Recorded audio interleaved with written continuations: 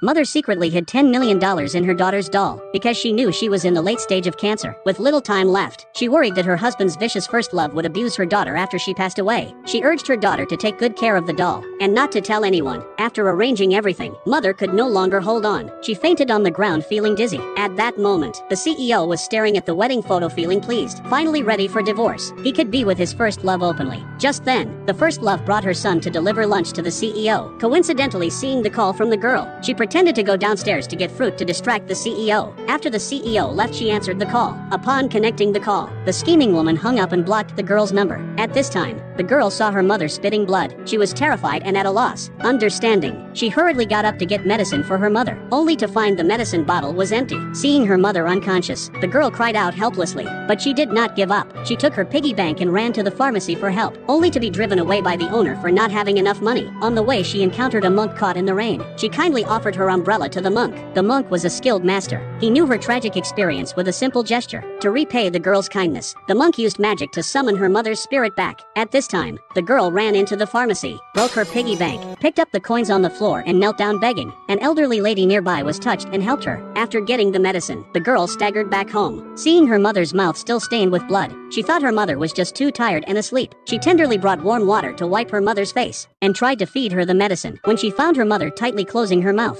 she thought her mother was afraid of bitterness, so she coaxed that a candy would be given as a reward after taking the medicine. Just then, the CEO called asking for the divorce agreement. The girl told him her mother was sleeping and asked him not to disturb her. She kindly brought foot wash water for her mother, with her small hands gently washing her mother's feet, telling her all the fairy tales she knew to help her sleep. When she realized her mother's body was cold, the girl would obediently snuggle up beside her to keep warm. Mother's spirit silently wept nearby, watching all this with a heart full of pain, until a neighbor smelled something strange coming from the room and called the girl's father to check. Hearing about his wife's death, he showed indifference. He only ordered to have his wife's body taken away. The helpless girl watched her mother being taken away and cried uncontrollably. Missing her mother, she heard that the Buddhist teachings were effective, so she secretly snuck into the hospital to take her mother's body out. On the way, the little girl used a cart to pull her mother's body, stopping every 10 steps to kneel down and perform 3 bows and 9 kowtows. Her forehead was already bloodied from knocking it repeatedly, but she didn't care. She just hoped her prayers could be answered. But she was too small and eventually couldn't hold on, fainting in the 40-degree heat.